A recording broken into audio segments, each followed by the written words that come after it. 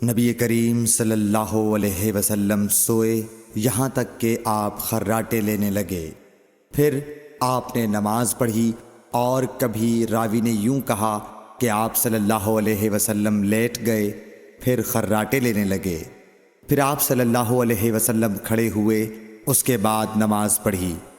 پھر سفیان نے ہم سے دوسری مرتبہ، ابن عباس رضی اللہ تعالی عنہ کہتے تھے کہ ایک مرتبہ میں نے اپنی خالہ ام المومنین حضرت میمونہ کے گھر رات گزاری تو میں نے دیکھا کہ رسول اللہ صلی اللہ علیہ وسلم رات کو اٹھے۔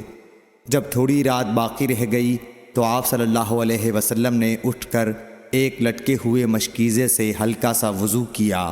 عمرو اس کا ہلکا پن اور معمولی ہونا بیان کرتے تھے، اور آپ کھڑے ہو کر نماز پڑھنے لگے تو میں نے بھی اسی طرح وضو کیا جس طرح آپ صلی اللہ علیہ وسلم نے کیا تھا، پھر آ کر آپ کے بائیں طرف کھڑا ہو گیا۔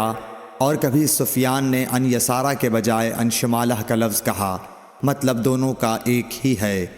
پھر آپ صلی اللہ علیہ وسلم نے مجھے پھیر لیا اور اپنی داہنی جانب کر لیا، پھر نماز پڑھی جس قدر اللہ کو منظور تھا۔ پھر آپ لیٹ گئے اور سو گئے حتیٰ کہ خراٹوں کی آواز آنے لگی۔ پھر آپ کی خدمت میں مؤذن حاضر ہوا اور اس نے آپ کو نماز کی اطلاع دی۔ آپ صلی اللہ علیہ وسلم اس کے ساتھ نماز کے لیے تشریف لے گئے، پھر آپ نے نماز پڑھی اور وضو نہیں کیا۔ سفیان کہتے ہیں کہ ہم نے عمرو سے کہا، کچھ لوگ کہتے ہیں کہ رسول اللہ صلی اللہ علیہ وسلم کی آنکھیں سوتی تھیں، دل نہیں سوتا تھا۔ عمرو نے کہا، میں نے عبید بن عمیر سے سنا، وہ کہتے تھے کہ انبیاء علیہ السلام کے خواب بھی وہی ہوتے ہیں۔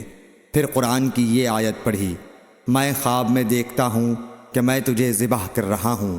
صحیح بخاری حدیث نمبر 138۔